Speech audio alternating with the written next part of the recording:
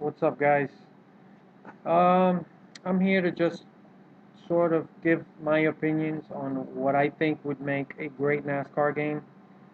And right now, there's really no idea of who's going to be the next developer to take on a NASCAR game, or even if it's going to happen. I think it's going to happen eventually. There is a market for NASCAR. It may not be as big as other sports, but there is a market there. So there's a lot of people that want it, and a lot of people are even asking Codemasters to do it, and I'm one of those people. But even if Codemasters doesn't decide to pick it up, there are a few other developers out there. I'm not going to really get into that, but I just want to talk about more or less what I think the blueprint would be for a great NASCAR game.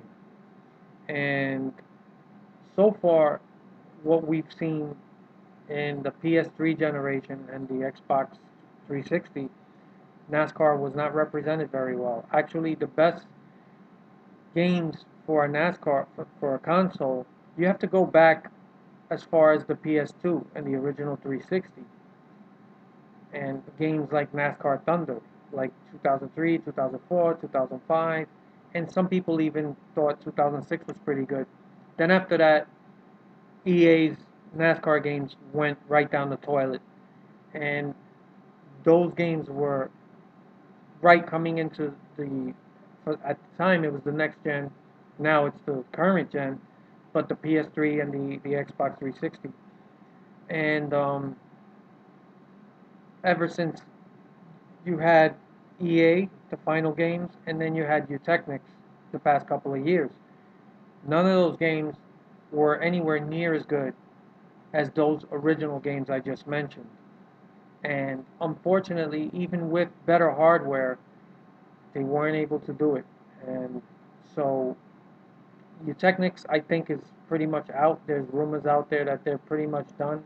That company's imploding, and the writing's on the wall. I think they're pretty much done. I don't want to talk too much about them. I've already discussed them in my other videos. Awful, awful developers, and to me, in my opinion, good riddance. I don't need to see any more of their garbage. And I'm desperate. I'm as desperate as anyone for a good NASCAR game. But I'm not desperate enough to give them another dime, and I won't. And I hope nobody buys their DLC because they don't deserve it.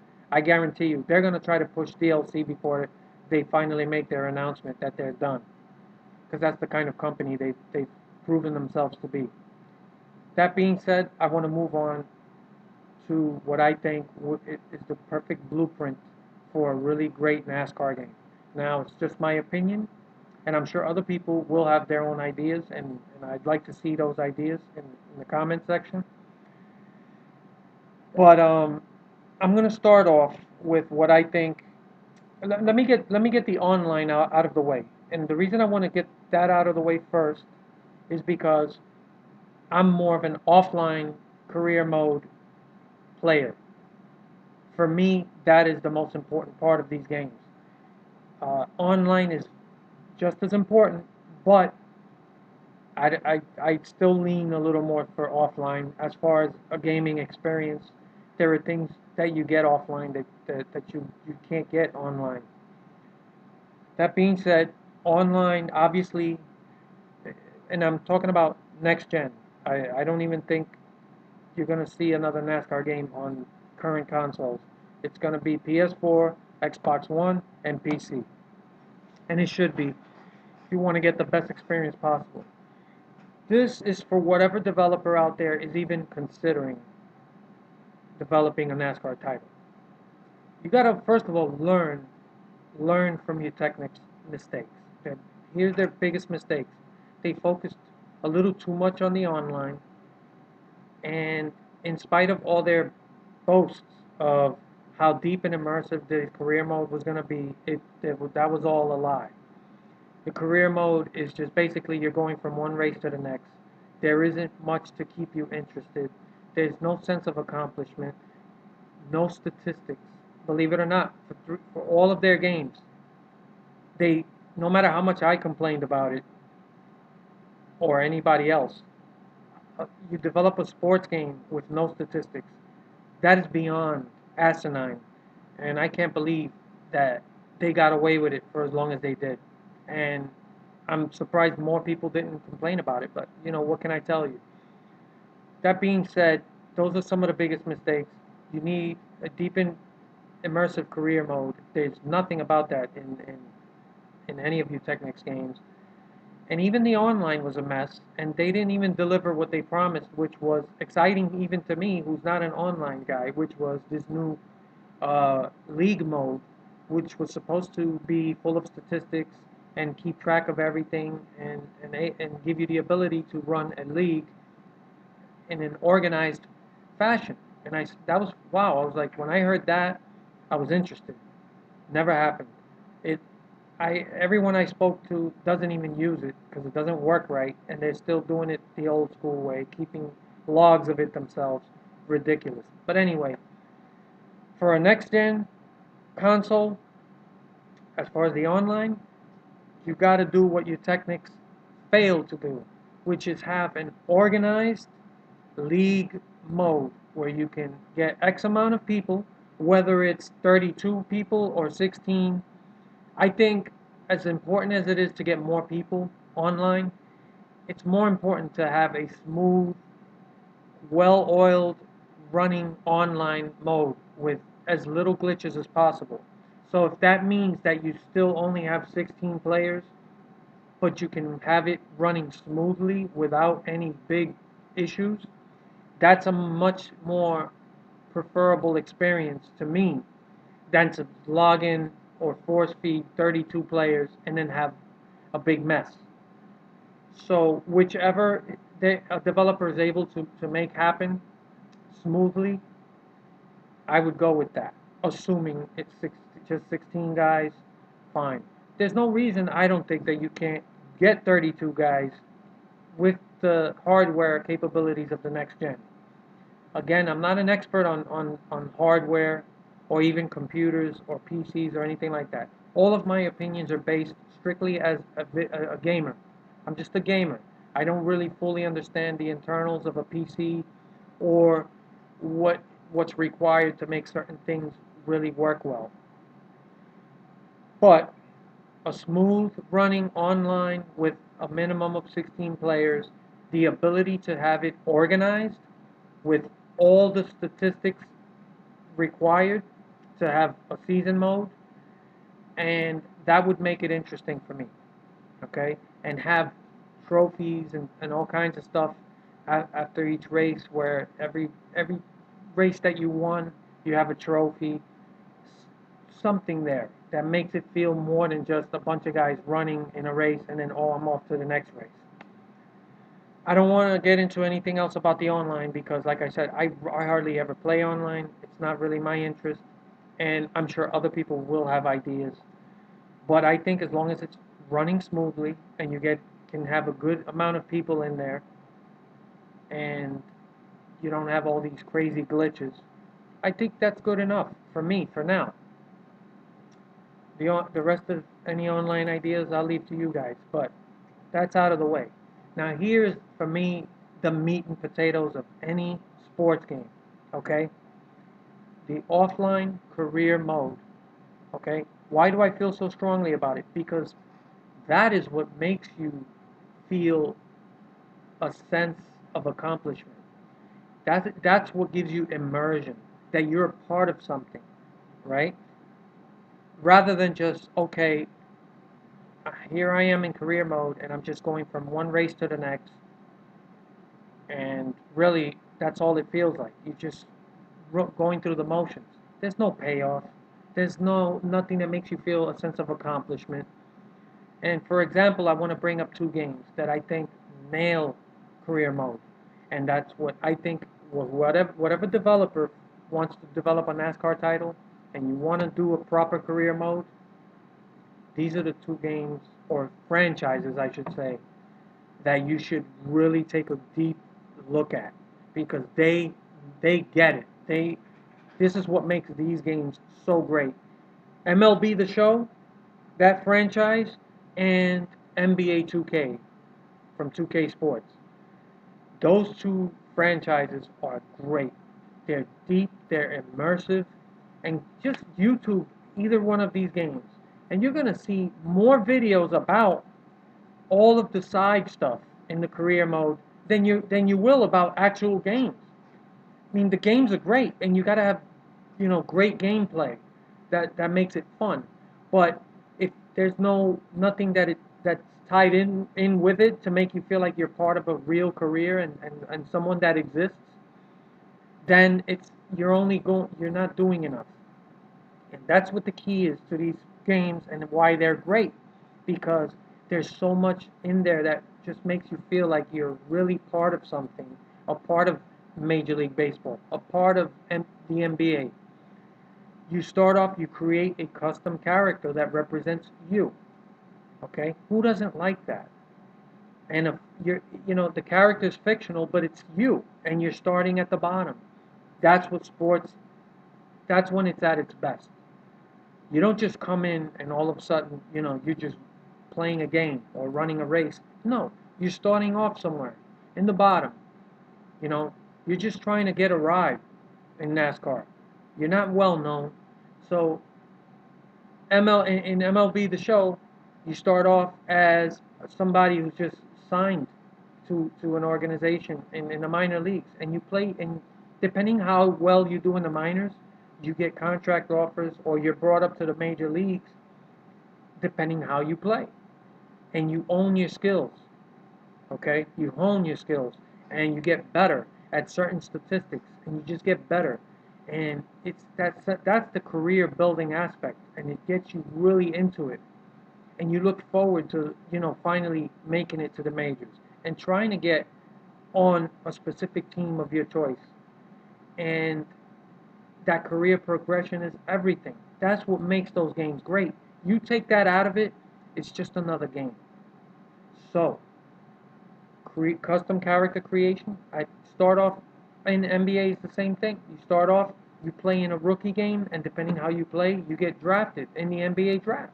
And depending how you play, you fall in a certain point in the draft. You don't know who's going to draft you or what team you're going to end up on, and then you negotiate contracts. The There's news articles that talk about you, your custom created player that represents you. That's awesome. I love stuff like that. And it doesn't seem like a big deal to some people, but I'm telling you, when you play these games, you really get sucked in. That's what immersion is. So, how about in NASCAR, you have a custom character creation. You create your own driver that represents you. Then you take it a step further. In the paint booth, you create your own fire suits, custom fire suits to match custom paint schemes that you create in the paint booth. So now, not only do you have your custom painted cars and designed by you, you have fire suits that are just also designed by you, different paint schemes, and even sponsors, depending who you're signed to. You get options to wear sponsor placement on your fire suit. This is part of NASCAR. How can you not have this in a NASCAR career mode? These things matter. So you got custom characters, fire suits, custom cars. Give us more options. And this is one thing that bothers me that ETX did. There was such a low selection of things you could use in the paint booth as far as sponsorship. I actually liked what EA used to do a long time ago. They had, in addition to real sponsors, they had phony sponsors. What's wrong with having phony sponsors? You want to be as realistic as you can to NASCAR, but you know what? Sponsors change all the time. And if you hold yourself, if you're a slave to the NASCAR sponsors, then that limits you into what you can do in the game. And I don't like the idea of being a slave to them. If they don't see the value of allowing you to use their sponsors in the game, and how it's a big value to them, and how it actually benefits them in a marketing sense, this is free publicity for them. If they don't see that or understand that, I'd say, okay, fine. You want to give me a hard time using specific sponsors, or you don't want me to use your company in my video game, so be it. I won't use you. I'll use I'll use a made-up driver with a made-up number, whatever I have to do, phony sponsors, and it'll work. Because what's important is that you feel immersed in that world of NASCAR. And you know what? If I can't get Home Depot or whoever it is to sign on, and if they don't see the benefit of the publicity they'll get from being in a video game, then fuck them. Okay? Same thing with drivers. Maybe a driver doesn't want to be a part of the game because he wants to get paid or whatever. You know what? You don't want to be in the game. Fuck you too. I'll put some phony drivers in there. I shouldn't say got away with it. They actually did a good job with it, in my opinion. It doesn't hurt the game that much. I want all my drivers and all my sponsors just like anybody else, but I'm just saying, if it becomes a hindrance to really pushing forward with developing a great game, and that becomes the main issue, then you know what? You got to have ways around that. And sometimes there's a give and take. And trust me, if you develop a really well developed game, it's not going to matter to people if there's some phony sponsors in there or maybe some made up drivers. You know what? Once they play the game, they have fun with it. It won't matter as much. Okay, so I just got that out the way. Just you know. So you got custom characters, custom fire suit, custom cars, sponsors, all that stuff. After the other part is the presentation. You got to have contract negotiations. You got to have news articles that discuss you. Like a J-Ski silly season type of thing, where there's news articles about you, whatever character you created, just like there are in NBA 2K. You see all kinds of articles, and you pop up in there, or your team. So it feels like a living, breathing world that you're a part of. It's not just showing up from race to race. So you've got news articles, even some marketing. In NBA 2K, there's commercial endorsements. At some point, if you get good enough, there's even commercials that star you.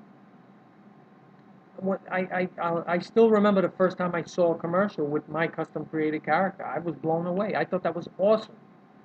Who wouldn't like that? So these things matter. You got to have all this stuff, and there's no reason not to have it. We've seen these type of things for the past several years in games. Utechnics was behind the ball on all of it. So learn from those mistakes and see the value of adding all this stuff. Then you have, let's see, now let's get to the gameplay. Well, actually, this goes with gameplay, but I've always had an idea of like maybe having an automatic crew chief. A lot of us do not fully have a good grasp of how to create good setups. So there should be an option, okay? For those of us, who want to, you could still work on your own setups. But then for those of us who need some help, there should be like an automatic crew chief. So throughout your career mode, you interact with this guy, okay? During practice, during qualifying, during races, and testing. And when you're practicing and testing, let the crew chief, depending on, they'll ask you, or there'll be a selection of things where you can choose from different complaints.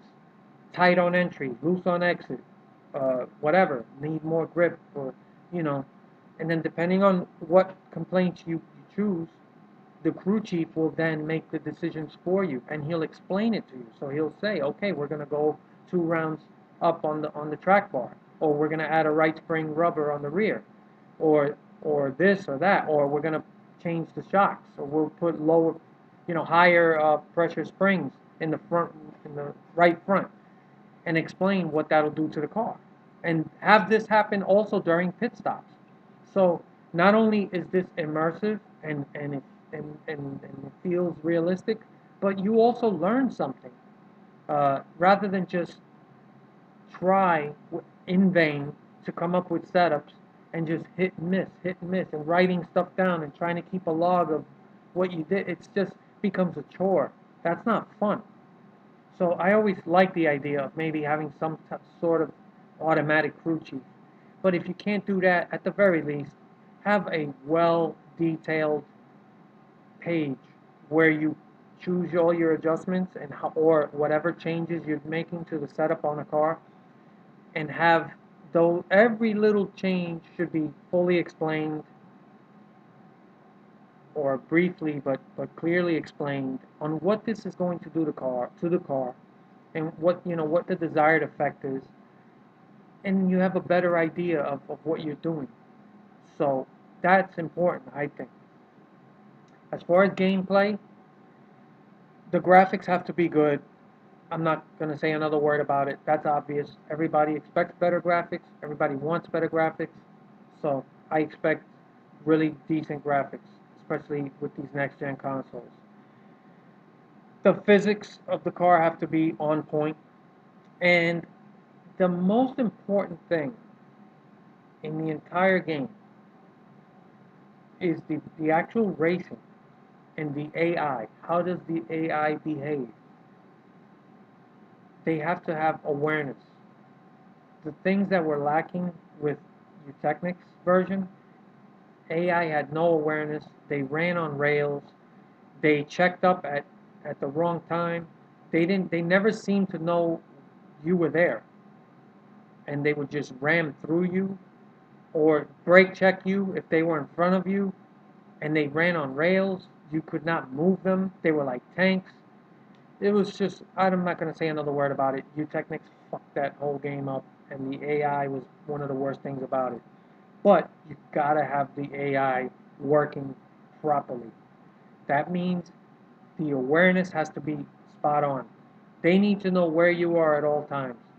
Uh, the spotter, it needs to be have clear communication with you so that you know where these cars are at all times.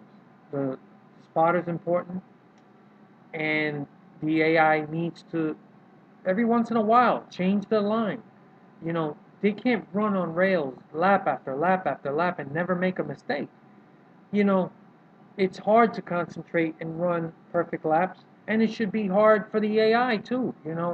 Every once in a while, and it doesn't have to be a huge difference, but you know what? Maybe miss the turn just a little bit, or drift up high on the track a little bit, lose their momentum just a little bit. Not every lap, maybe every 5, maybe every 10 laps. But that's what makes it interesting. If you're chasing a guy down and he's very fast, but you're just inching up on him lap after lap, there should be a point at some point where he kind of gets squirrely in a turn, and it gives you sort of room to make up some ground. The same way you fuck up every once in a while too. Nobody runs lap after lap after lap perfect, and as the tires wear off, you should feel it. You should start sliding around a little bit, and that's what the AI needs to do that as well. And the key to a really good AI is how your times and their times in comparison are. The closer you are to them without being super blowing them away as being too fast, or being not being anywhere close enough to catching them where they're blowing your doors off. You got to find that perfect medium, which depending on the difficulty scale, that can be worked on. But as long as you are neck and neck with these guys and you're making passes, but you're not passing 5, 10 cars every lap, that's ridiculous. And that's what we've seen with a lot of these games. But like maybe every other lap, you might pass one car. You just gain ground slowly but surely. That's when the game is immersive. That's when it's fun. And as long as the AI races you smart, clean, and also, you know what? The cautions have to be thought out better. Every once in a while, there should be a caution, and it shouldn't just be when you fuck up. Also, the AI pitting strategy that was awful in Eutechnics.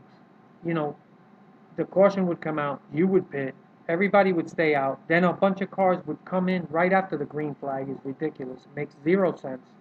And they didn't even understand the importance of that. And that will ruin an entire race because now you're lapping cars and it has nothing to do with your skill. That's not fun.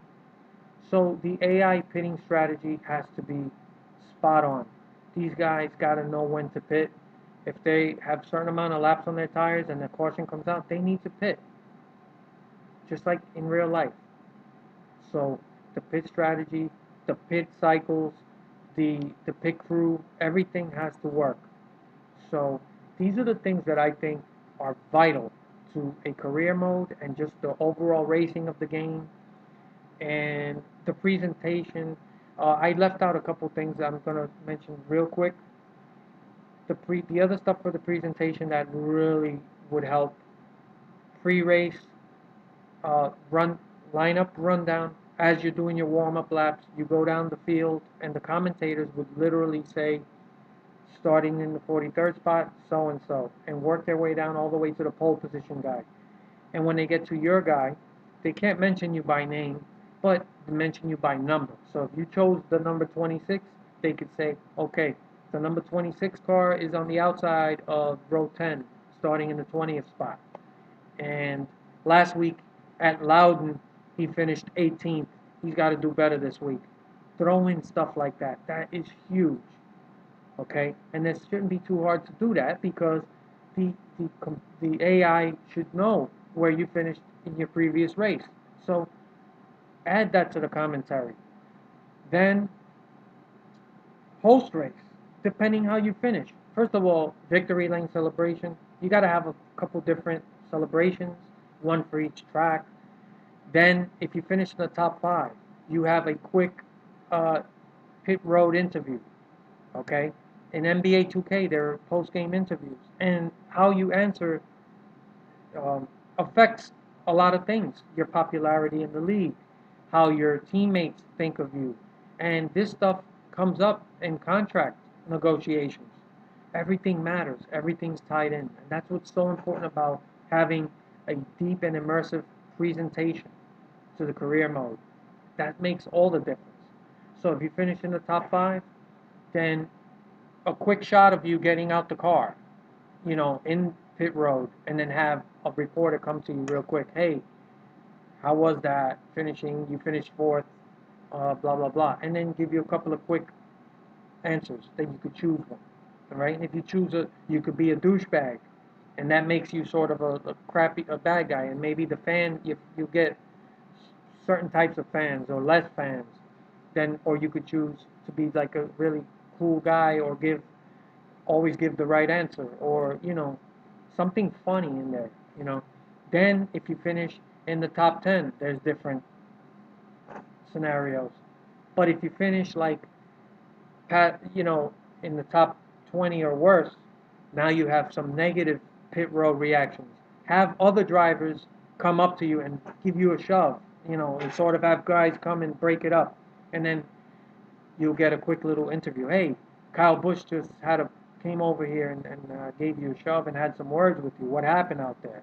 And you could say a couple whatever things, guys that maybe you crashed into during the race. We've seen some of these things in the really old NASCAR games. They just didn't have the ability to push really far with it. But 2K Sports has shown you can get really deep and immersive with this type of presentation. I got so many other ideas, but right now I just want to leave it at that. See what you guys think, and hopefully somebody out there sees this. And even if Codemasters or somebody says, I'd like to do this game, I think we can really nail the racing aspect of it, but I don't know, this other presentation stuff, we're not really known for that. I don't know how to go about it. You can consider doing a collaboration maybe with another developer, and you say, hey, I'll handle the AI, the physics, the tracks, the graphics, that stuff, and then the career mode, the presentation, and the statistics and that stuff. We'll have somebody like 2K handle that. Just throwing names out there, but have a collaboration. Two developers, and they handle different parts of it. Just throwing ideas out there. So what do you guys think? And I'd like to see your comments. So hopefully somebody out there understands that there's a big NASCAR base. We want a NASCAR game. And one last thing I forgot to mention: get away from the yearly title business plan, business model. It's not a good thing. You're rehashing games, cut and paste, and just putting out the same game every year with tiny changes and roster updates. You don't need to put out a new game every year for that. Take the time to develop one really solid blueprint, and then instead of putting out another game every year, put out DLC for that game every year. Update the rosters, the sponsors, and whatever changes NASCAR makes to like the chase or any rules package changes or even changes to the cars. You can address all of that through DLC. You don't have to put out a whole new game and call it a new game and it's really last year's game with these updates. People will be more than happy to pay X amount of dollars for the DLC if it's worth it. And they will support it if you give them a good product. So the base game has to be solid. So I hope somebody out there listens to this, sees how many people are really dying for a good NASCAR game, and really sees how the fan base got hosed by Eutechnics. Because really, I cannot say anything good about that company. And I'm not purposely trying to bash them, but they really screwed the fan base over. They've made repeated promises and false claims, and it was all garbage. And anybody that followed this company knows they've never made any really good products. They have a terrible reputation, and all of their games are full of bugs and glitches. Okay? There's no excuse for it. And you know what? There's a lot of people who want a good NASCAR game. So somebody out there, if you're willing to put the time, the effort, and the resources into it, I promise you, you will make money. It's not going to make the kind of money that Call of Duty makes, but there's still a solid market out there, and there is a profit to be made. And if you make a really great NASCAR game, believe me, you will see profit. People will support the product. So please take that into consideration. And there's a lot of good developers out there that I think I know for a fact. If they really wanted to, they can make a great NASCAR game. Something that really represents the sport the way it deserves to be represented. So I'd like to know your thoughts, your opinions. Good day.